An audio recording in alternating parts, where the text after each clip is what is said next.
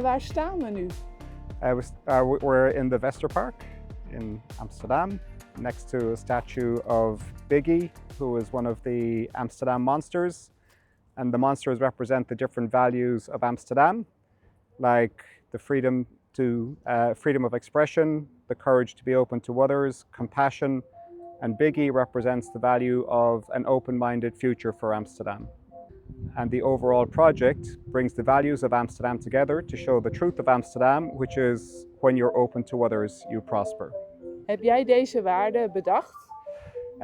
Well, I'm living in Amsterdam for a long time, so knowing the city very well, I looked at the values that I thought were there, and then I spoke to Amsterdam, or the Amsterdam Tourist Board, and they also told me that the values that I came up with were the values.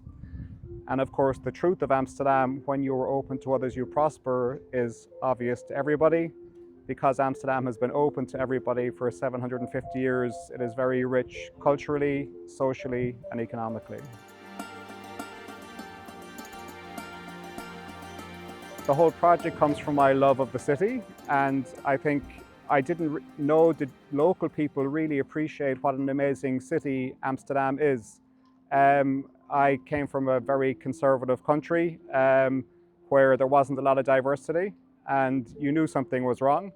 And then you come to Amsterdam and you see the beauty and the diversity of the city. But I didn't feel that local people really appreciated what they had. So that was one thing I wanted to bring that to life. And the second thing is, in today's world, there's a big conversation about whether diversity is right or not, but I find that really political and greedy and more about wanting power than truth. And Amsterdam is a social experiment that has been working for 750 years, and it is prosperous because it is open to everybody. So I think that's an important thing to keep in mind for everybody these days. Amsterdammers are amazing. You like to complain, but you don't come from a bad place when you complain. You want to improve things all the time. But when you speak about the city, sometimes you complain a lot because you want it to be even better than it is. But it sounds very negative. And for me, what I miss is sometimes really positive conversations about the city and what it has, because I think it's remarkable, it's unique in the world, and this is my way of also just giving my positive view on the city and what it stands for. Hoe kwam je op de monsters? From my intuition, but also I think monsters have some human traits, but at the same time, you won't judge them as a human. If this was a white 50-year-old guy telling you you should be open to other people, you would reject it. Whereas when it comes from a white or a green monster, then you listen because it's like entertainment.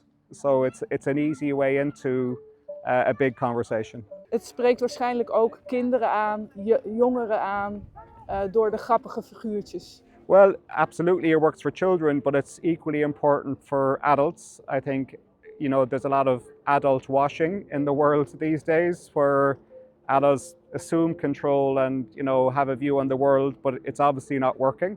So I think the truth of the stories that these monsters tell are also very relevant to adults.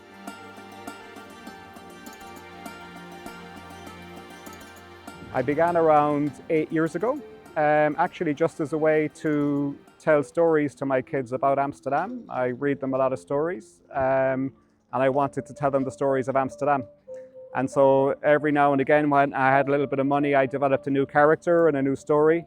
And then eventually it just gathered momentum. And then the Amsterdam 750 celebrations came 8 years later, or last year. And it seemed a perfect time to get support to actually put it out into the public domain.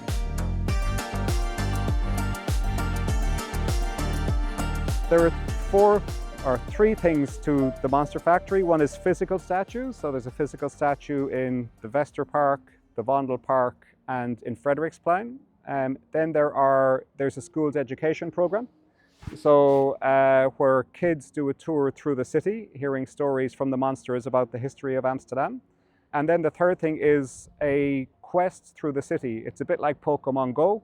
It's done through your phone, but it's animated stories from the monsters telling the history of Amsterdam through its values and showing how it's such a successful open city. And every time you hear a story, you get a digital Amsterdam X, and when you collect all the X's, you get discounts and rewards in businesses in Amsterdam. I first made a model from hand with paper, and then I said, okay, well, why don't we put it here as a statue? And then I went to Damen Shipyards, who wanted to give a gift to the city for Amsterdam 750, and I said, well, can you make it out of steel?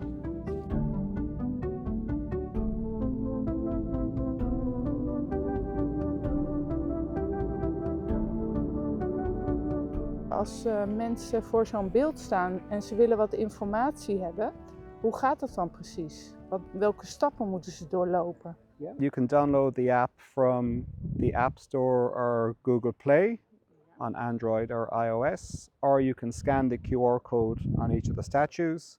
And when you open the app, you can choose English or Dutch. And then there's a quest, fun things to play with. There's a shop, and there's the statues. So if we go to the statues, we're here at the Vondelpark, and the statue is called the Stoic Hero. And it appears, you press start, it loads up, and then you hold it against the shape of the statue, and then the monsters appear.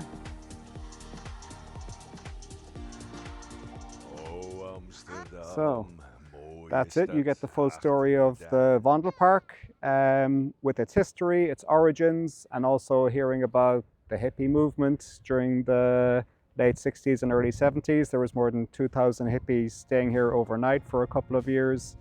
And just a nice walk through the history of the park and how it represents the openness of Amsterdam and the prosperity that has come to the city as a result.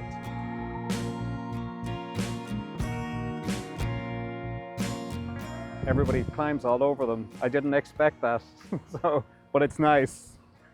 But especially kids, they're climbing all over them and hugging them and kissing them. I had to clean lipstick off this lady a couple of times. And people put flowers between her hands too. Hoe ben je aan de verhalen van de monsters gekomen? Well, Amsterdam was full of so many stories. It was a difficult choice, but I wanted to cover all of the values of the city and show how they contributed to the open-mindedness of the city. And I also wanted to have a trek through the city where there was no more than 7 minutes between each story. So now we're on Frederiksplein, the next is on Paradiso, after that you go to Spouw. So it was a balance of finding interesting stories that are fun to listen to with the right values that were close to each other. So I worked with a historian and a Dutch theatre writer to put the stories together. So the stories are actually like a book with the chapters, one leading to the next. And within that, there's also a quest because there is an unknown monster. And ultimately, you need to discover all the clues to find out who the unknown monster is. And you hear that and you find out who that is ultimately at the Homo Monument, which is the last step on the quest. Hoe vaak ga jij hier langs fietsen? Bij de verschillende monsters om te kijken of het goed met ze gaat? I pass by every week just to say hello, make sure everything's in order. Sometimes you get into nice conversations with people who are looking at the statues or watching the stories.